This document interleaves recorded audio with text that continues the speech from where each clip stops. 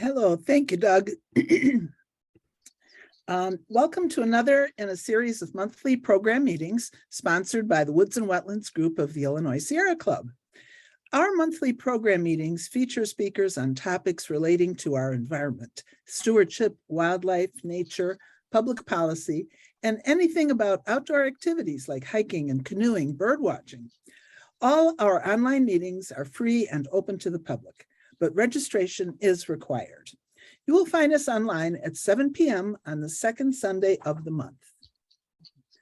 In a minute, we will hear from our featured speaker for September, Diane Rosenberg, a veteran member of the Lake County Audubon Society. First, we have a couple of brief announcements. As Doug said, we are recording this so that you can watch it in the future. Turn off your camera if you don't wish to appear on the video. And we will send out the YouTube address for this program later once it's posted so that you can watch it again. Please make sure you are muted. Actually, I muted everybody already, so please stay muted, especially if you have a barking dog, television, or other commotion in the background. Be sure to mark your calendar and register for our October Sunday speaker series. More about this later. If you have any questions of our speaker, you can use the chat room at the bottom of your screen. We will select questions afterwards, and they will be directed to the speaker. So now let's move to our September featured speaker. And I'm going to spotlight Diane. Hi, Diane. We're going to do this. If you have your speaker view on, you can see who's spotlighted. Diane Rosenberg is a Knox College graduate with a Bachelor of Arts degree in biology and a master's degree in biology from Loyola University of Chicago. She taught both at Loyola and for 18 years at Layton High School and served on the Environmental Control Commission for the Village of Franklin Park. Since 2009, she has been a member of the Lake County Audubon Society Board, her primary focus being the sharing of our shore Waukegan, a collaborative program between the City of Waukegan and the Lake County Audubon Society. Welcome, Diane. We're happy to have you. Thank you very much, Rosemary. I'm delighted to be here this evening and have an opportunity to talk with you and share a little bit of information about migration. I would like to also acknowledge Sierra Club. For so many years, Sierra Club has been a real force and advocate for conservation issues. And I want to thank those of you in the Wood and Wetlands group for all you've done to support their efforts. I also want to second that idea of putting questions in the chat box. I have no idea what kind of questions you might ask. Migration is a huge area of information. I have no idea if I'll be able to answer your questions, but I'll sure try. So how about, Doug, you want to see if we can get my program up here? Okay, share screen.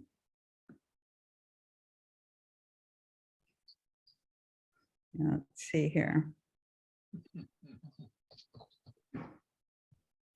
Well, that's not Illinois. No. How about that?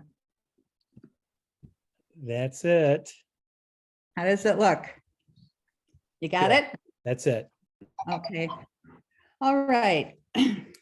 My background in biology is really in ecology, and in particular, it's in ecological systems and how energy and resources move through those systems and how that can be applied then to man-made problems and issues, things like sewage treatment or range management.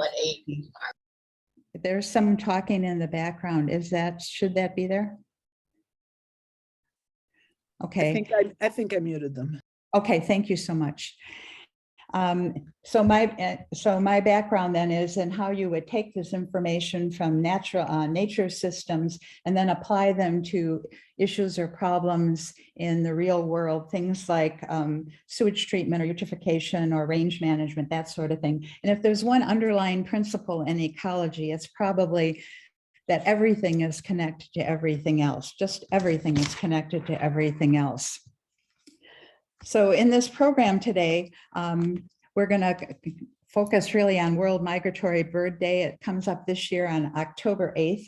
And I know those of you, I saw your website that you have noted that it's this day, and it's a campaign to raise awareness for the conservation of migratory birds and their habitat, to draw attention to the hazards birds face, and then to get people a little more information about their ecological significance, and to highlight the need for international cooperation because migratory birds just have no boundaries.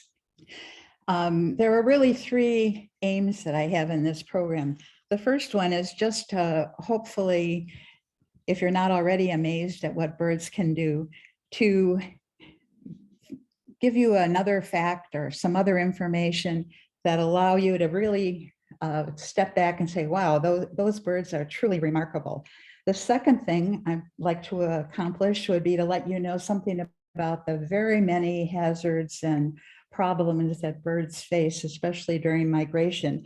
And the third thing is to leave you with a sense of hope that as a community and as an individual, we can do things to help birds. So those are the three facts.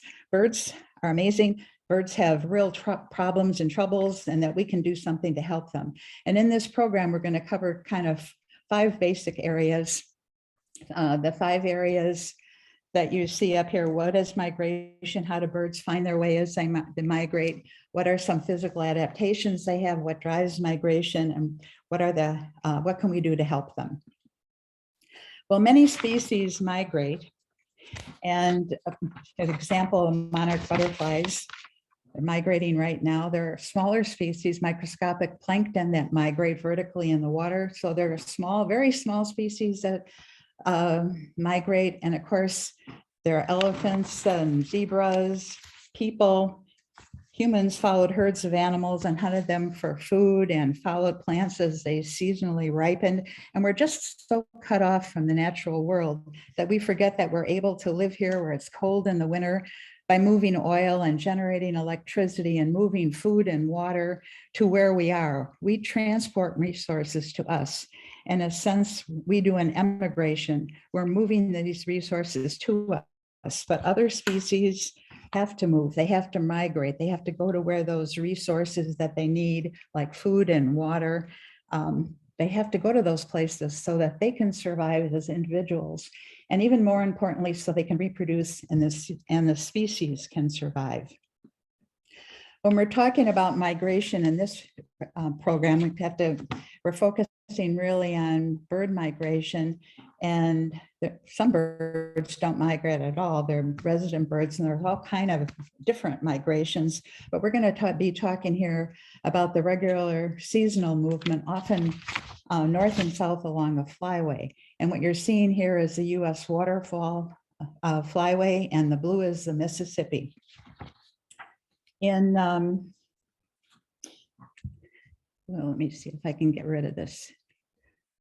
Whoops, I didn't want to do that.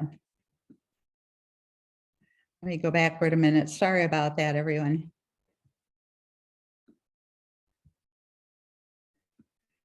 Okay. This is showing migratory pathways worldwide, north and south, basically. Here we have the bar-tailed godwit. It travels 7,000 miles to Alaska to New Zealand over the Pacific. This is an example of some of the migrating distances that birds can fly. We know so much more about birds now because they have solar geolocators that can be placed on the ankles of birds. And this bar-tailed godwit, not only is it 7,000 miles, it does this flight in 7, 8, 9 days, and it does it nonstop. To me, that is just extraordinary. It's just almost incomprehensible that they could do that. Here's the Arctic tern, which has even a longer migratory flight, 50,000 miles. With these geolocators, they found out that some of them actually go closer to 60,000 because they take little side trips as they're migrating from the Arctic to the Antarctic. And keep in mind that some of these birds, if they are living 30 years, just think about what that means in terms of their physical bodies and the resilience to be able to migrate with all of the hazards that exist for them year after year. It's just truly amazing. Well, migrating birds travel thousands of miles. How do they do it? The first thing I put up there is scientists are studying this because when I looked into this for this program, I was just amazed at how much new information there is, mainly because of so much new technology. And I recommend to you a book called A World on the Wing by Scott Wiedensaul. And I learned so much from reading that book. It took about a week of moving on to one topic or another. But the scientists are studying this. The position of the sun is one thing birds use to migrate those many thousands of miles. They use landmarks. They're really good at remembering specific trees and buildings and patches of woods and lakes. They get comfort information from the stars. A new area that's being explored that's really fascinating is how they may be using the Earth's magnetic field, genetics, other senses, smell. We think that those birds that are migrating over the ocean, they're probably using smell as one of the ways to navigate, or some kind of a combination of these factors. Okay, the position of the setting sun. Birds begin to migrate maybe 30 to 45 minutes after the sunset, with most of them migrating within 2 to 3 hours. Compass information from the stars. Fairly recently, really only the last couple hundred years, with the advent of electricity, the night sky now is no longer dark. And you've probably all seen those photos of the Earth now at night, and it's just completely lit up. And so the effect of light on the information from the stars is now getting more problematic, and we'll talk about this later on. The Earth's magnetic field. This is really, I think, another area where there's a lot of ongoing research, and I mentioned Scott Wiedensaul's book, A World on the Wing. And the diagram that's on the left there is showing the Earth's magnetic field. I call your attention to the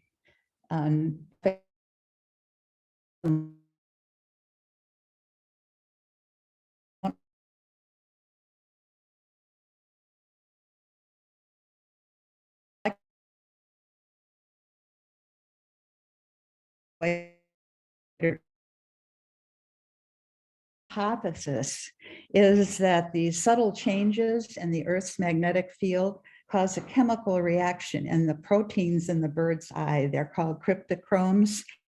And that those chemical reactions may be translated into some type of a visual clue, maybe like a map, we're not sure.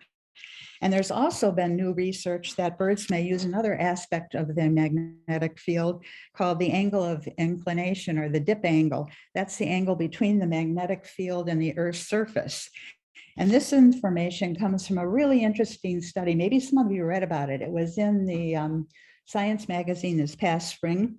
And it was a study of the Eurasian reed warblers. And these birds breed in the forests of Europe, and then they migrate to Africa. And they're usually very accurate in returning to the patch of woods wherever they were in Europe, where they were hatched. But some years they're off. They have 80 years of data on these birds. So a German ornithological institute began to wonder if on the years they're off, which direction are they off? So what they did was they compared the years that the birds did not go as accurately to their hatching site against the movement of the Earth's magnetic field. And what they found out was that when the birds air, they air in the direction that coordinates with the change in the Earth's magnetic North Pole. So it's one study anyway that's showing that birds are using this Earth's magnetic field. Excuse me, Diane, we had a few requests. There was a little bit of time when your voice cut out. Oh, no kidding. And we didn't hear the very beginning of your explanation about the eyes and the magnetic field. It was just about 30 seconds at the beginning of that section. Want me to go back? Would you mind? Nope. Thank you. Okay. Okay. Well, are you seeing me on the screen? What are you seeing? Yeah, we see you and we see the slide. It was just about 30 seconds that you froze. Oh, okay. Yeah. I know that we had this trouble yesterday, and one of the things that, Doug, do you think I should, well, let's try to go ahead and see. You're fine now. You're fine now. Okay. So just Okay. that 30 seconds there. Okay. All righty. Well, We know that turtles and some other kinds of animals do use the Earth's magnetic field to orient themselves. And so the concept here is how might birds be utilizing the electromagnetic field? And since the field is not stable, it's stronger as you move from the equator. And it also the North Magnetic Pole moves. I think I read somewhere that the figures are since 1831 to now, it's moved like 600 miles. So it shifts. So the idea here is that maybe these changes in the magnetic field are somehow, in some way, causing a chemical reaction in the cryptochromes. These are the proteins in the bird's eye, and that somehow this chemical reaction translates into a visual clue. Maybe it's a kind of a map. And I really recommend that you look at Scott Wiedensal's book. He gives some explanation for it, and then he lists other sources that you could go to.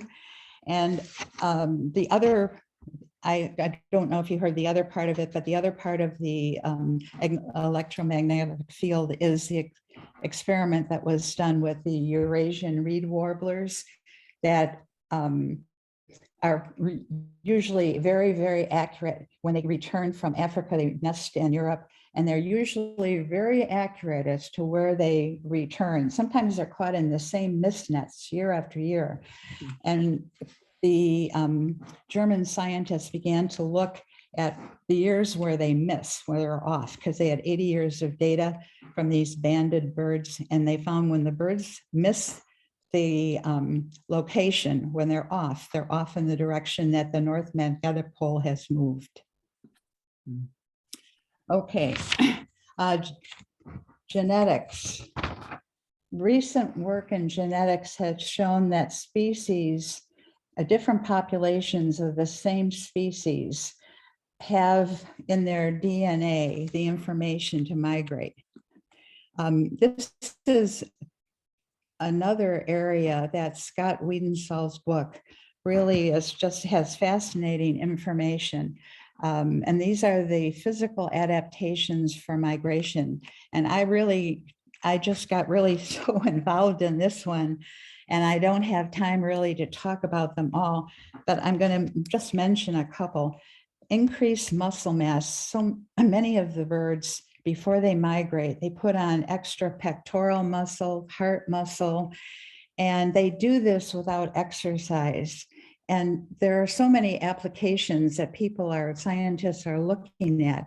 You think about human beings, and if you are injured at all, if you have a joint replacement, if you have cardiac, if you have a heart attack, it'd be wonderful to know how these birds are able to do that without any kind of exercise. That fat storage is another one that scientists are looking at with human applications, because obesity, especially in this country, is really a problem. And then people do this yo-yo dieting, and their cardiovascular systems are just whacked by this. But birds can double their weight. Some species of birds double their weight, and they carry this huge amount of fat, and then they burn it during migration, and then they do it again, and they do it again, and without any kind of cardiovascular damage. I could talk about any of these. I'm going to go on to this Uni Hemispheric Sleep one for a minute, because I found that really fascinating. This is slow wave sleep, and the diagram that's on the left-hand side, it shows you the brain of a bird, the hemispheres, right and left hemisphere. And where you see the really wiggly high lines, that's a lot of activity from an EEG and electroencephalograph. And where their waves are a little bit less, there's less activity. And it's been known for a long time that aquatic mammals have this unihemispheric sleep. Half of their brain sleeps, and the other half keeps them alert so they can come up to the surface and breathe. And they've been wondering for a long time about birds. How do birds make these long distance flights? To go back to the Bartel Godwit, 7, 8, 9 days, no sleep. How do they do it? I think we all know how raggedy we get. If you have a couple of nights with no sleep, you're really a wreck. And they've done some really fascinating experiments. And part of this, again, has to do with the technology of being able to make these small devices, small EEGs that they can put on the heads of birds. And what they have found out with birds, that they do have this slow wave Uni Hemispheric sleep. And when they're doing that sleep, the eye that is open is the eye where the hemisphere is awake. And they did some great studies with the great frigate birds of the Galapagos, and they put these little EEGs on their head. They also put on their tails geolocators, and they tracked these birds, and they found out that first of all, the great frigates are not migratory birds, but they do fly out over the ocean. They're gone hunting for food for 7, 8, 9, 10 days. They follow the fish, and they can't land in the water. So they know they have to be airborne that whole time. They don't have, I think they don't have oil glands, and anyway, they can't swim. So they followed these birds with the EEGs and the geolocators, and they found out that in a 10-day period that these birds slept only 42 minutes in a 24-hour period, but they were sleeping in 10-second bursts. And then when these birds are on the land, they sleep about 12 hours of the 24 hours. But anyway, there's just all kinds of really interesting information here. And when these birds are flying, they keep the eye open that's following the eddy in the water. And in other words, they're tracking the fish. And they also found out that birds that fly in flocks, the ones that are on the outer edge, that's the eye that's open, the edge that's open to where there might be predators. I could talk about this for a while. It's really so interesting to me. Okay, so what drives migration? There are various abiotic, these are the non-living factors in the environment, the non-living resources and biotic resources, and that these directly or indirectly influence whether species will migrate. Some of the abiotic things are light and water and temperature. These are things that we're really familiar with, and we know right now this time of year, the amount of light is decreasing, the temperature is getting cooler, and pretty soon we won't have rain. Like we have today, we're going to have snow. And all of these, and there are many more abiotic factors, but these factors start to interact with food, plants, different animals, the food chains, and so on.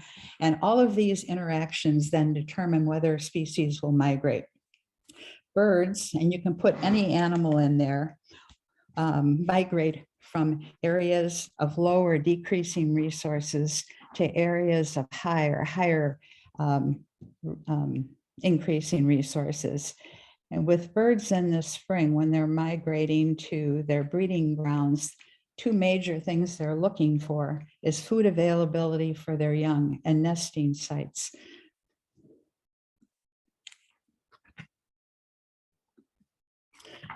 One of the main drivers on our planet, the abiotic factor, is light, and the energy then that's derived for plant life from our sun. So I'd like you to look at the left-hand side of this diagram, which shows summer in the northern hemisphere, winter in the southern hemisphere, and you could see how the tilt of the earth means that there's a great deal of light in that northern hemisphere. And what that translates to is a tremendous boom of growth. In Alaska, the growing season is only 105 days, but there's almost 24 hours of sunlight. I chose this picture, it came from the National Geographic, to try to get across the idea of what that means, 24 hours of light. The cabbage weighs about 80 pounds. I don't know, the little boy, maybe 40. But this is an amazing resource transfer, interactions in a short amount of time. When birds migrate from their south wintering grounds up to Alaska, they're carrying with them all the calories they've packed on to make that flight. They might have to have extra calories because they have to establish a territory, they have to find a mate, they have to lay their eggs, they have to raise their young, they have to put those calories back on to get back. And to do that in a short amount of time, what makes that possible is this 24 hours of light.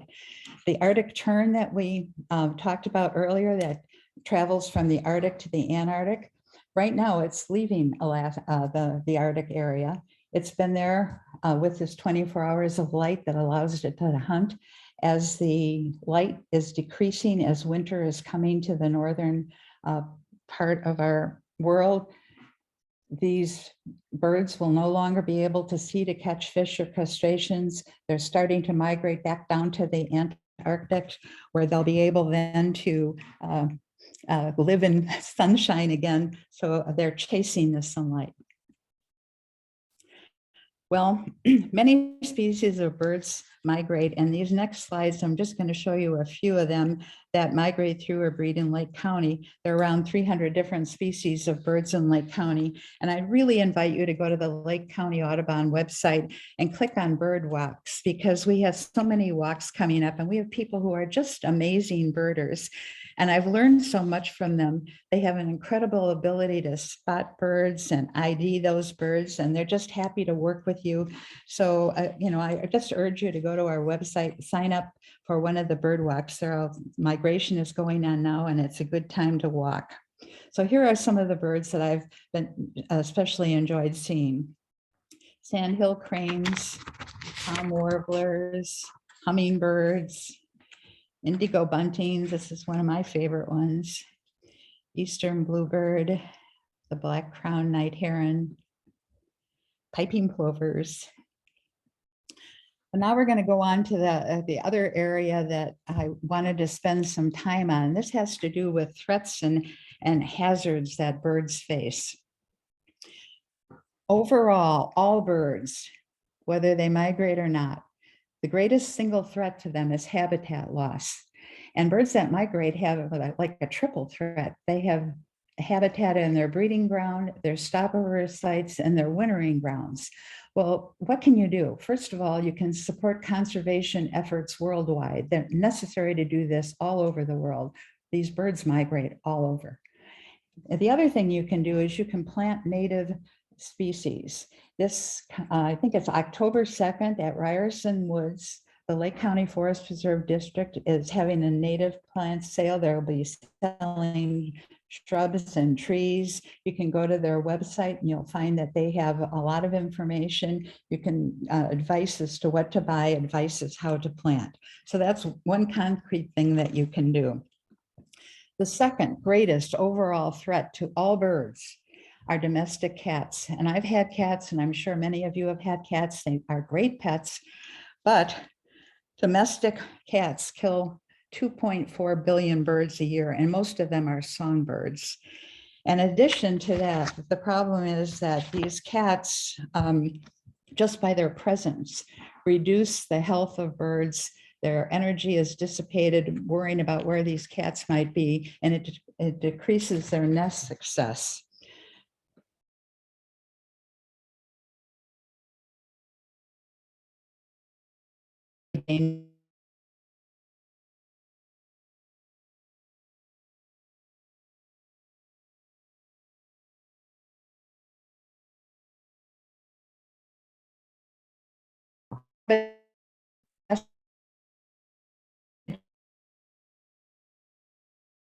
East Asian Australian flyway, the world's most endangered flyway. I don't know if it is the most endangered, but it's, the cartoon gives you the idea of the problems that birds face no matter what their flyway is. Here are some hazards that birds face during migration. We're going to go through them as I go through this talk, but I want you to keep in mind the fact that not all bird species are equally impacted by any one of these threats or hazards. Some species are much more prone to them than others.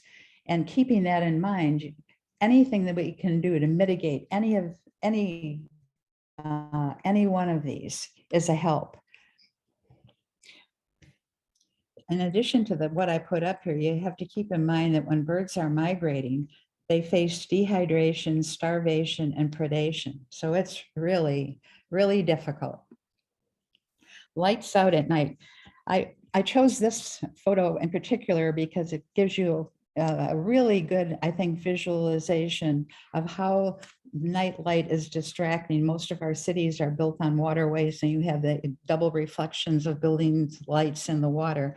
Chicago was one of the first city to initiate a lights out at night program. And New York just joined. There are about, I think, 40 cities in this consortium. And during the main migration periods, these cities turn off their lights at night. The lights at night, there are two main problems with this night light. The first is that it's very disorienting to birds. The birds that fly at night, it's, songbirds, they call out to each other as they're moving around in the light. They seem to get off course. The radar shows them circling around in kind of a random movement. It's just really problematic for them. They waste energy, they lose time. And then the second factor is there are bird collisions. And most bird collisions, bird strikes don't occur at the upper stories of these skyscrapers. I attended the American Bird Conservancy series of Zoom meetings in the spring of this year. And what they said was that their data shows that most of the bird strikes are in the first through third flights, and the second most strikes are from floors 4 to 11. And the reason is that many birds, the songbirds, migrate at night, and as daylight approaches, they look for a place to roost and rest. And very often these lower floors of buildings, or they're coming down, these lower floors of buildings very often have, if they're lit up, that there's a lot of reflection in them. Birds do not see glass as a solid surface. They see it as a reflective surface. Very often the lower levels have all kinds of plants, big atria, and so the birds just crash into them. So this results in death or injury. So those are the two factors. The light is disorienting and it causes these collisions as birds believe they can nest and roost in the glass in the lower levels. World Migratory Bird Day this year is October 8th. I saw it advertised on your website, so that's wonderful that you have it there. And every year they have a theme, and the theme for this year is dim the lights for birds at night. And nighttime is considered 11 at night to 6 in the morning during migration season. 11 at night to 6 in the morning. They suggest that if you have outside lights, you turn them off or have downward facing lights, and that you draw your drapes or shades and try to make the night sky as dark as you possibly can. And again, this is one of these things that we can do. Sometimes, we think that, oh, what am I? I'm just one person, but as a person, as a community of people, we can make a difference. So dim the lights for birds at night.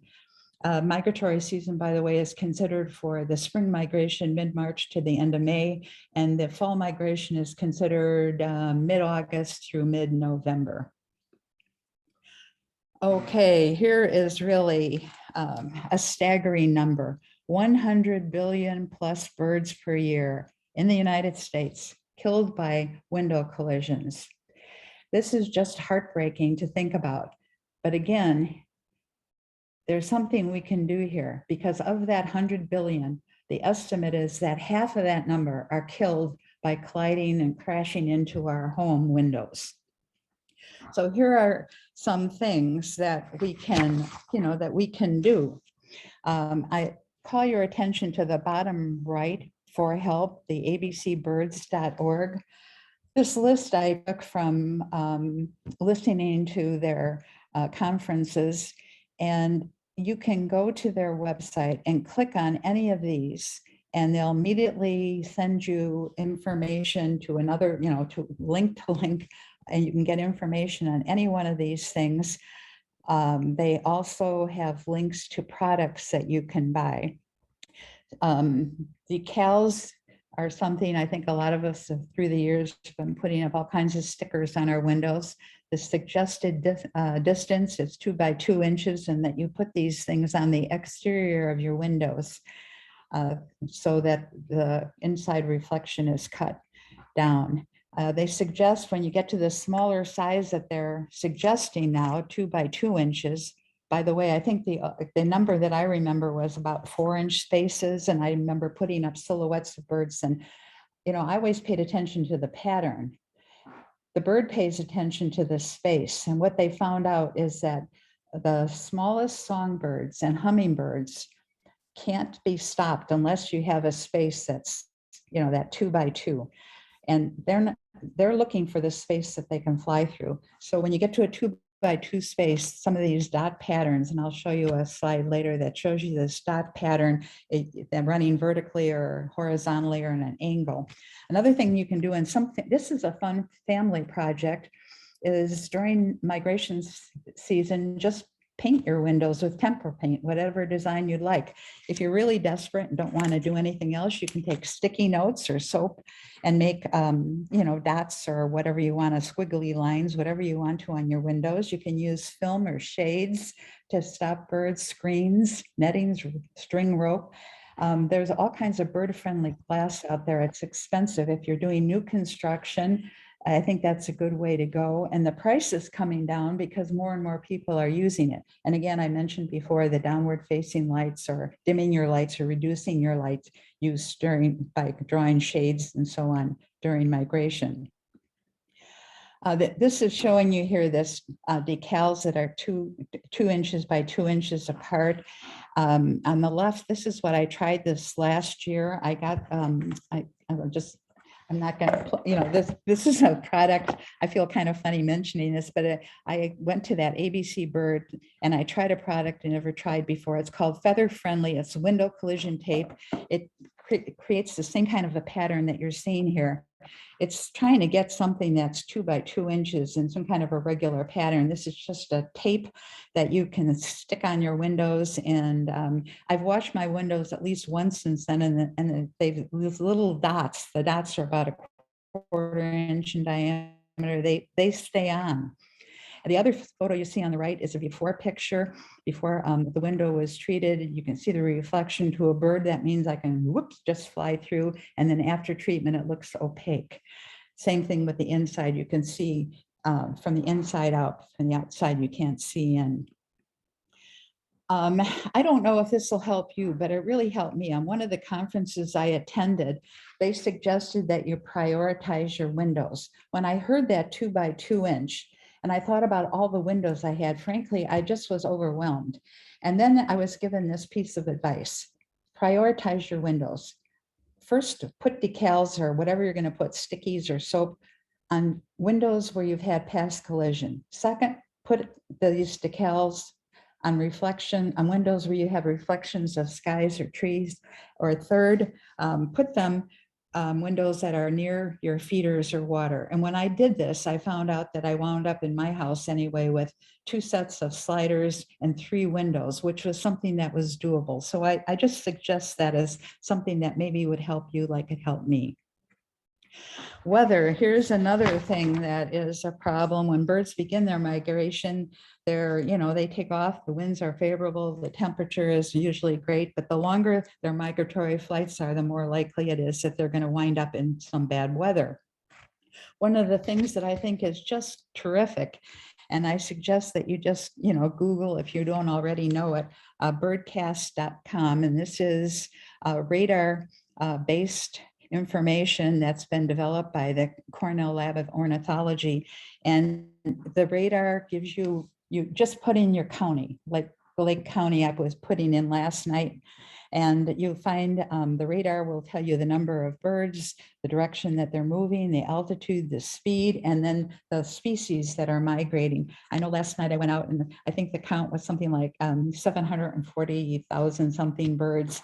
And it was just kind of magical to look up at that night sky. And even if you can't see them, they're there. Here's another problem, oil spills. That sign that's on the left says closed for oil spills, water unsafe. If birds are migrating and this is a stopover site, they're just out of luck. And we all know that oil spills, no matter how much effort is put into cleaning them up, it's, that's just a residual that's in the environment for a very, very, very long time. Chemicals, herbicides, pesticides, again, this is another hazard that not just migrating birds, but any birds, all animals plant life is affected when there's improper use of these chemicals or herbicides or pesticides. And I picked this particular photo because of the fish kill. And of course, then you have the problem of it, the decay, the anaerobic, the loss of oxygen to that system. And if birds were migrating and counting on either the fish or the water supply, they're out of luck. And again, whatever the local plant and animal life also is affected and often takes years.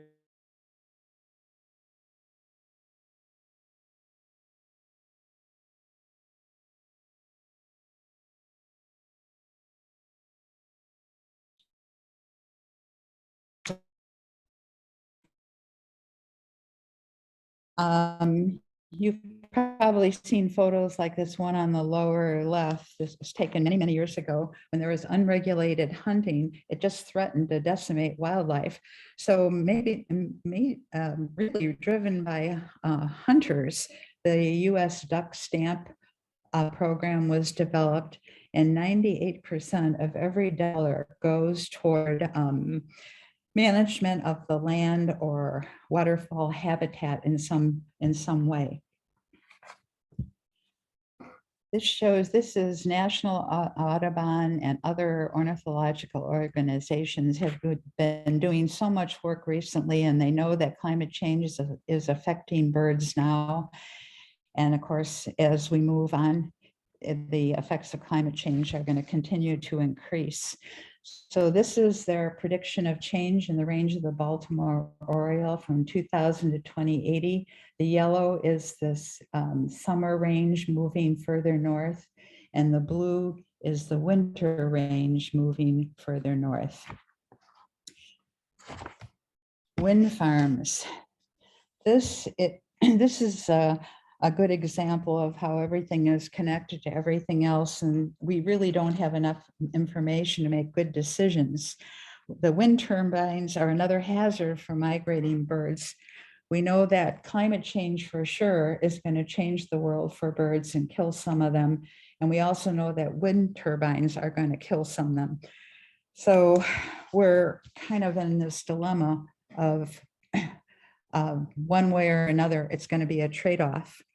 The American Bird Conservancy estimated last year that around 500,000 birds were killed by these wind turbines. Compared to the windows at 100+ billion, it's not a lot, but it's 500,000. And their prediction is that by 2030, it's going to be 1.5 million. So this number, as we switch to wind power, will continue to increase. And not all birds are threatened equally by the turbines. And they're getting better at trying to site them where there would be the least damage or interference with migrating birds. They're learning a little bit more about conserving the land when they install these wind turbines and maintaining it. But it's really a problem. And there was an article, I think it was 2 weeks ago in the Tribune about golden eagles. I don't know how many of you saw this, but golden eagles are about the size of bald eagles, and they're killed by many different things. They are top carnivores, so they get lead poisoning. They die from, they even died from lead poisoning. They're shot. They're killed by cars. They're electrocuted by poles, electrical poles, and they also die from collisions from these turbines. Well, back in 2016, the U.S. Fish and Wildlife suggested that there be permits that would allow the taking of a golden eagle. And nationwide last year, 34 permits were issued to these wind turbine companies, and each permit allows a take of a golden eagle. And I'm not sure how accurate this is like today, but the last time I read about this, one permit for one golden eagle equaled the retrofitting of 11 electrical power poles.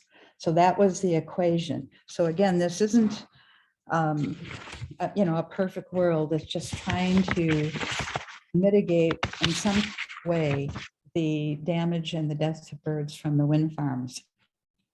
Here's another issue, and I think that we can really identify with after these past years of COVID, and this is avian flu. In 2022, this avian flu was very rapid and it was worldwide, and we know how easily through air traffic COVID was transported, and wild birds transport as they migrate, especially waterfowl. They transport this virus. Usually the wild birds are not affected by it. Sometimes they are. They transmit this. You can see the waterfall coming down, and maybe they're going to light in an agricultural field, maybe eat the leftover corn. And in their feces, then the virus remains. It's in the soil. It's picked up on the shoes of people. It's picked up by a domestic fowl, and it can spread the virus. And when that occurs inside of a poultry barn where the birds are very close together, it just whips through there and kills them. This last year, the virus was what was called HPAI, highly pathogenic avian influenza virus, and it actually killed the wild birds too. You probably remember at Baker's Lake, there were about 200 cormorants and other birds that were killed by the virus. So usually it doesn't kill wild birds, but it can. Because we live in an urban area, we're not as aware of all of the collaborative efforts that exist between the U.S. Agricultural Department and the various poultry raisers. The poultry is a huge economy in the United States, and biosecurity measures are really high.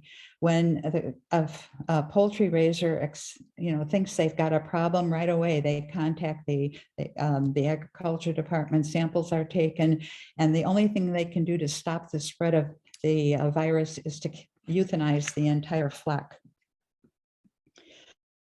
Well, here are, in summary, some of the things that we can do to help migrating birds. We can support the city and programs, your local programs during migration, and any kind of bird-friendly glass ordinances. On a personal level, we can dim the lights during migration, close our shades, draw the drapes, use downward facing lights or turn them off during migration. We can use these collision decals, remembering that 2x2 spacing, or use alternatives, whatever you can think of, stickies or soap or screens. You can help conserve bird habitat in your own yard. You can plant those native shrubs and trees. And then you can help conserve the wintering grounds. You can buy things like the shade-grown coffee so that when birds migrate back to their wintering grounds, instead of having no place to roost, the trees have been preserved. A really big thing is to keep those cats indoors. I'm going to close here with a quote from Aldo Leopold. Linda told me that you had a speaker from the Leopold Conservation Center not long ago. And Leopold was, of course, a major voice in conservation and just a wonderful writer. And in 1928, he wrote Sand County Almanac, which is a diary of what he was observing all through 1928. And this quote comes from March of 1928. And on that March day, he was watching geese migrate, thousands and thousands and thousands of geese. And he summed up migration in a really beautiful way. I think he eloquently expresses the fact, that migration is a worldwide event, and that migration is driven by this need for resources, that there's this interaction of resources during migration, and that we're all tied up in this together. And here's the quote: "By this international commerce of geese, the waste corn of Illinois is carried through the clouds to the Arctic tundras, there to combine with the waste sunlight of a nightless June to grow goslings for all the lands between. And in this annual barter of food for light and winter warmth for summer solitude, the whole continent receives as net profit a wild poem dropped from the murky skies upon the muds of March." Here are some of the sources that I use. Lake County Audubon. I urge you to go to our website. We have meetings and bird walks open to the public. Sign up and we'd love to have you. There's some YouTube programs that we've done. Adam Sell did a great one this spring where he outlined places in Lake County and greater Chicago area where you can see migrating birds. The Chicago Bird Collision Monitors, another good source of information. They're on the streets of Chicago every morning, picking up birds that have crashed into windows. The Bird Conservation Network has a nice links to studies on feral cats. Again, this book, A World on the Wing, heartily recommended. It's just wonderful. Sam County Almanac, always good to go back and read it if you have read it before. Audubon.org, all kinds of great information. The Birdcast from Birds.Cornell. ABC Birds, again, you can just go there. Real easy ways to click and get information on all of the window collision techniques that are available. And then Migration Celebration 2022 coming up tomorrow through the 22nd, birds.cornell.edu. I thank you so much for giving me this opportunity to talk with you. And we'll see if you have what kinds of questions you might have. Okay, this is Steve. There is no questions. Laura had to leave, but she said, thank you. Oops, I lost it here. Thank you so much that she had to leave. She also mentioned that it helps to not clean the window exterior. And Connie seconded that. And Linda, are you listening to that? Perhaps we don't need to clean the windows as much as you'd like. Well, you know what? That's true because it cuts down on the reflection. One of the things I found out when I walked around the outside of my house is that I have places where because of overhang or because I've gotten a lot of dirty windows because of the way water has splashed up against them or, downspouts have splashed, that's very true. That anything that cuts down on the reflective surface, the reflective nature of glass is great. So don't wash your windows. All right, good. All right. Are there any other questions in the chat? No, I didn't No. see any. there were just a few about the technology. I have a little story. If we have 3 minutes, if you don't mind. I had an apartment that had a patio, patio doors, and I had a big bucket. What do I want to say? A big planter, but the season was over. And for some reason, and I don't know, I want to say, I think I remember it was a cardinal. It was either a cardinal or a robin, but I think it was a cardinal. He got on that planter's edge and he saw his own reflection in the window, and he thought it was someone trying to steal his territory. And he was pecking at the window so hard, I was afraid he's going to hurt his beak. And he came back day after day, and I tried putting, decals or sticker. Nothing seemed to work until one day I put my Marshall Fields, let's see if you can see him, my Marshall Fields teddy bear. There, let's see if I can get him with there. Oh, there you go. With the, those black eyes there, with the black eyes. And he came the next day and he saw it through the window, and he actually jumped back. I'm gonna get rid of this. You're gonna see my messy room. But let's see. All right, I'm just gonna say none. And he came back several days, to see if this guy was still there. And then and every time he'd look at him and he'd cock his head, but he didn't peck the window anymore. And then finally he went away. It was the oddest thing. I kept him there all winter. Yeah, well, I've never heard of that technique, but it looks like it works. Well, and he just a rival. He thought it was a rival, and so then this guy scared him away. Oh, here's the story. Someone's got one. Connie Schmidt says, we had a bird on my hubby's truck. Connie, you want to tell the story yourself? As long as I took some time here to chat. Yeah. We had the same exact situation where a bird was just pecking on a pickup truck rear view mirror on the side, of the truck. And, for 2 days, we're like, oh my God, bird, you're going to hurt yourself. And then I finally, I put a rag over the mirror and the bird left it alone. You know what, I'll just show you briefly. This is the window collision tape that I found was so feather friendly. And this shows you what this product is like. And you just string it up and then you pull the backing off and you're left with these little dots that are 2 inches apart. And so the space, I mean, that's how small that space has to be to prevent a bird from going through. That was shockingly surprising to me.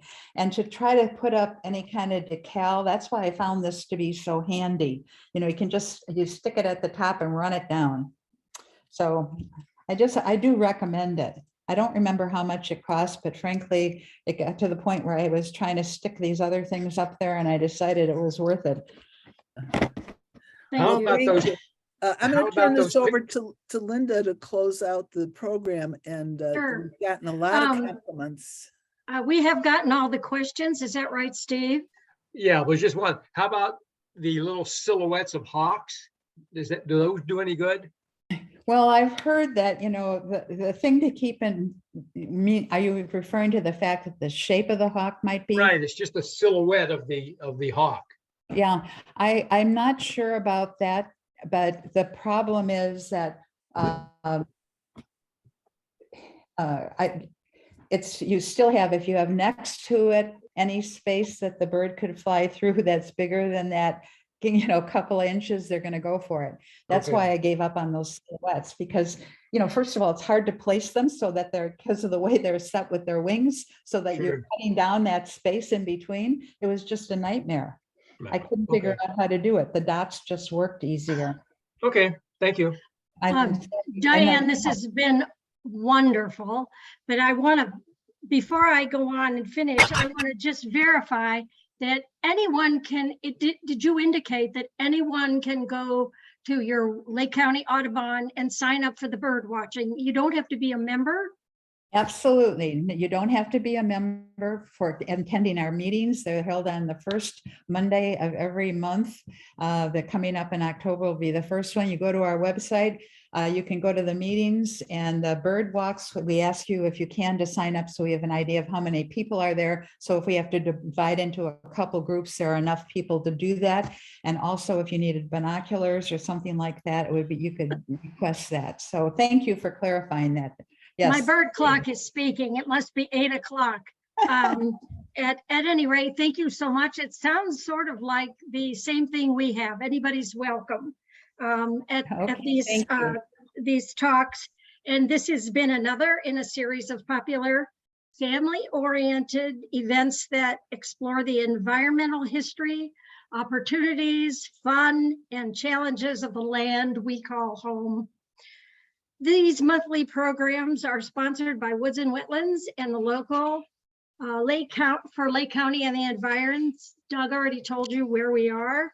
Let me just say that I hope that you will all sign up for our October 9th, the next Sunday Speaker Series event. And we have a wonderful woman that I found her book in the Summer Sierra magazine. And I'm going to try to get it up there.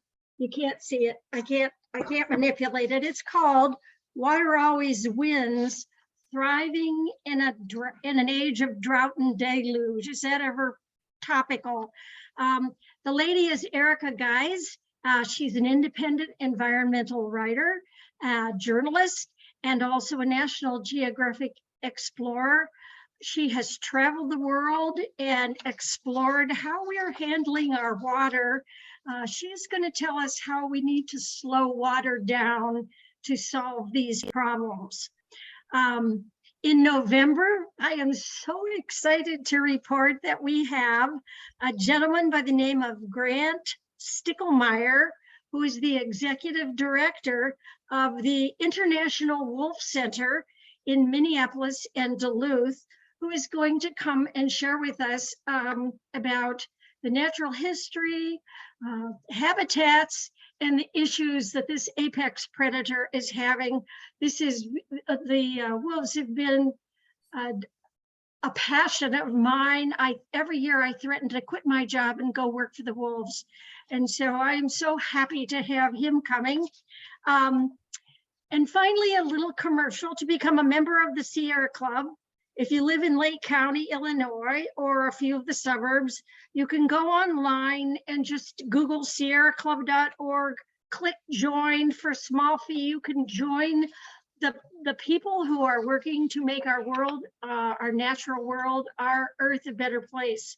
You don't have to do that to come here, and we're delighted that you all joined us tonight. We hope you'll get involved. We can all certainly take steps to help the birds, and hope you'll come back again in October to see us. Good night, and thank you again. Oh, I forgot. I'm going to publish Diane's, all her resources. I will send you a letter. Thank you for coming next week, and I will put Diane's resources on that so that you don't have to worry about missing those very important points. Thank you. Thank you for coming. Thank you, Rosemary. Thank you, Steve. Thank you, Doug. You're awesome. You're all awesome. Good night. Thank you.